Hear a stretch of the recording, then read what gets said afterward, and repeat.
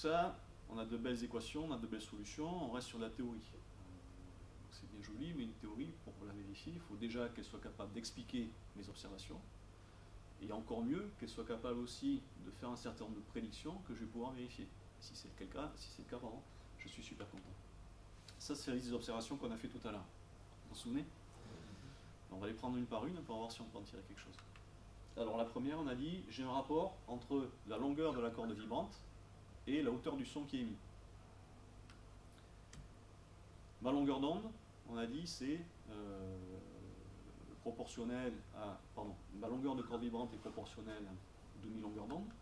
Et de l'autre côté, je sais que ma longueur d'onde, c'est le rapport entre ma vitesse de propagation et la fréquence. Okay, c'est ce qu'on a utilisé tout à l'heure pour passer des longueurs d'onde, des longueurs de corde vibrantes aux fréquences. Si je remplace dans la première équation la longueur d'onde par sa définition dans la seconde équation, j'arrive sur ce rapport-là. C'est-à-dire que ma longueur d'onde, ma longueur de corde vibrante, elle, est inversement proportionnelle à la fréquence. C'est une égalité. Donc si ça monte d'un côté, ça doit monter de l'autre. Okay, comme la fréquence elle est au dénominateur, ça veut dire que si j'augmente ma longueur de corde vibrante et que je veux conserver mon équation, ma fréquence doit diminuer. J'ai une contrebasse. Je descends dans les grammes. D'accord? Donc j'ai un rapport inversement proportionnel. Ça veut dire quoi? Ça veut dire que si je veux conserver une égalité, si j'ai une longueur d'onde, si j'ai une longueur de corde vibrante, je ne vais pas y arriver décidément, 2 fois plus importante, ma fréquence sera 2 fois plus basse. Mon deuxième rapport, c'était entre donc, la hauteur du son perçu et la tension de la corde. Okay, je repars de cette équation-là qui me donne la longueur d'onde comme étant le rapport de la vitesse de propagation sur la fréquence.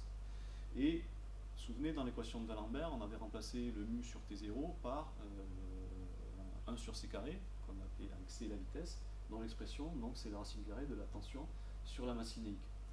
De la même manière, ici, si je combine les deux, j'arrive à cette équation-là qui me donne la fréquence comme étant proportionnelle à la racine carrée de la tension.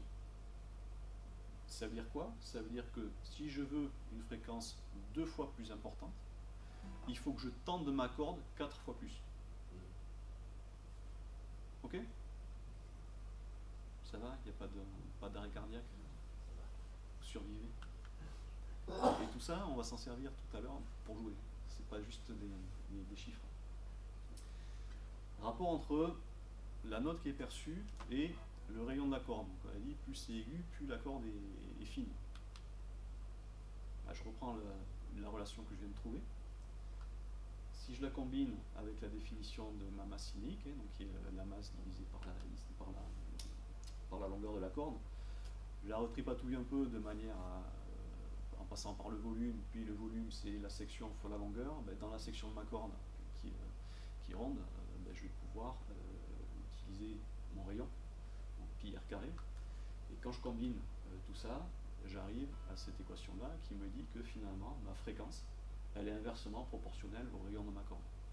Ça veut dire quoi? Ça veut dire que si ma fréquence, je veux qu'elle soit 2 fois plus élevée, il faut que ma corde ait un rayon 2 fois plus faible.